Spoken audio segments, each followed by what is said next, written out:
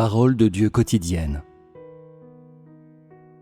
Puisque tu es une des personnes de ma maison, et puisque tu es fidèle dans mon royaume, tout ce que tu fais doit satisfaire aux normes que je requiers.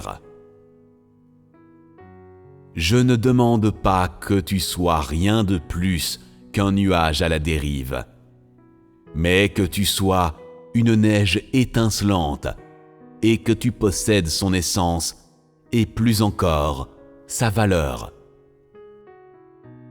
Parce que je suis venu de la Terre Sainte, pas comme le lotus qui n'a qu'un nom et aucune essence, parce qu'il est venu de la boue et non de la Terre Sainte. Le moment où un nouveau ciel descend sur la terre et une terre nouvelle se répand sur les cieux, c'est aussi le moment même où j'œuvre formellement parmi les hommes. Qui parmi les hommes me connaît? Qui a vu le moment de mon arrivée? Qui a vu que je n'ai pas seulement un nom, mais en plus que je possède aussi une essence?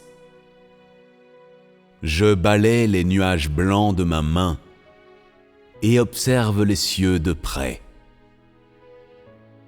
Dans l'espace, rien n'est pas arrangé par ma main. Et sous l'espace, aucun homme ne contribue pas son propre effort minime à l'accomplissement de ma puissante entreprise. Je n'ai pas d'exigence onéreuse des gens sur la terre, car j'ai toujours été le Dieu concret.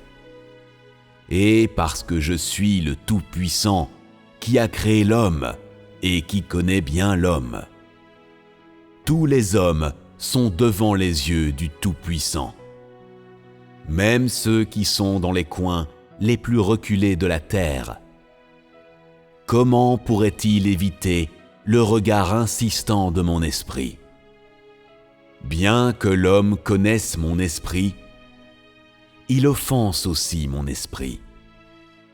Mes paroles mettent à nu le visage laid de tous les hommes et mettent à nu les pensées les plus intimes de tous les hommes et font que tout sur la terre est rendu clair par ma lumière et tombe sous mon regard insistant. Mais si l'homme tombe, son cœur n'ose pas s'éloigner de moi. Parmi les créatures, qui ne parvient pas à m'aimer à cause de mes actions? Qui n'aspire pas à moi à cause de mes paroles? En qui ne sont pas nés des sentiments de dévotion à cause de mon amour? C'est seulement à cause de la corruption de Satan que l'homme est incapable d'atteindre l'état que j'exige. Même les normes les plus basses que j'exige produisent des craintes en lui. Pour ne rien dire d'aujourd'hui, l'ère où Satan se déchaîne et est follement despotique, où le temps où l'homme a été tellement piétiné par Satan que tout son corps est enduit de souillure. Quand l'incapacité de l'homme à prendre soin de mon cœur à cause de sa dépravation ne m'a-t-elle pas causé de la douleur? Serait-ce que je plains Satan? Serait-ce que je me trompe dans mon amour? Quand l'homme me désobéit, mon cœur pleure secrètement. Quand l'homme s'oppose à moi, je le châtie.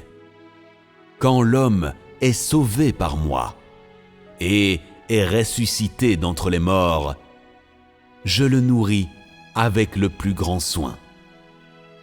Quand l'homme m'obéit, mon cœur est rassuré et je sens immédiatement de grands changements dans toutes choses au ciel et sur la terre.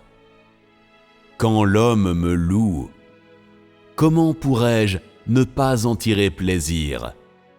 Quand l'homme me rend témoignage et est gagné par moi, comment ne pourrais-je pas être glorifié? Est-ce possible que tout ce que l'homme fait ne soit pas gouverné et fourni par moi? Quand je ne donne pas de direction, les gens sont oisifs et tranquilles, et derrière mon dos, ils s'engagent dans ces sales transactions admirables. Penses-tu que la chair dont je me revais ne sait rien de tes actions, tes comportements et tes paroles? Beaucoup d'années, j'ai enduré le vent et la pluie, et j'ai aussi expérimenté l'amertume du monde humain. Cependant, après réflexion plus profonde, aucune quantité de souffrance ne peut faire que l'homme de chair perde espoir en moi. Encore moins, aucune douceur ne peut faire que l'homme de chair devienne froid, découragé ou dédaigneux envers moi.